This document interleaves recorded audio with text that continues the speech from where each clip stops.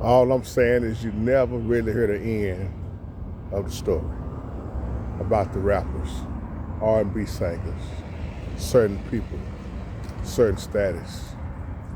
What I meant in that other video, this is a video response back to you, T. Cole. You said, JT, you said when they write a book, what did you mean by that, about writing a book, they get taken out? If you look at the pattern, and I'm not gonna make this video too long, but if you look at the pattern, either when they wanna own their own masters, they die. You ever thought about that? Look at how many have died when they want to own their own masters. See, I said this about R. Kelly. They've been knowing what's been going on.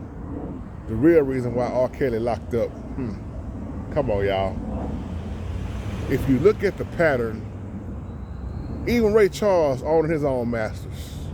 I'm not saying they took Ray out, but I'm saying the hell that it caused, because when you cut the record label off, or you cutting the main people off, you cutting their power off. So like one of y'all left a comment saying the same thing with Heavy D. When Heavy D was getting ready to write that book, I was saying Nipsey Hussle. When Nipsey Hussle was talking about Dr. Sebi and writing that book, and then all of a sudden Nipsey Hussle gets murdered. And then I made a mention about when the record labels put them insurance policies on these rappers, then all of a sudden, was it really a murder, or was it a setup, or was it the record label? These are the things they don't want you to know. These are the things they always been trying to hide. So I think one of y'all left a comment about Left Eye writing the book. Because see, the thing is, when you start writing those books, you start exposing them people high power.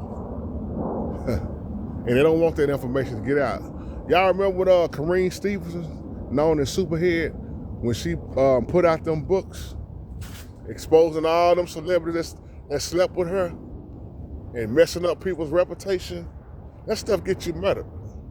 And it's nothing new that's been going on. That's why I say it's either when they try to own their own masters or they write a book, especially when they own their own masters, man.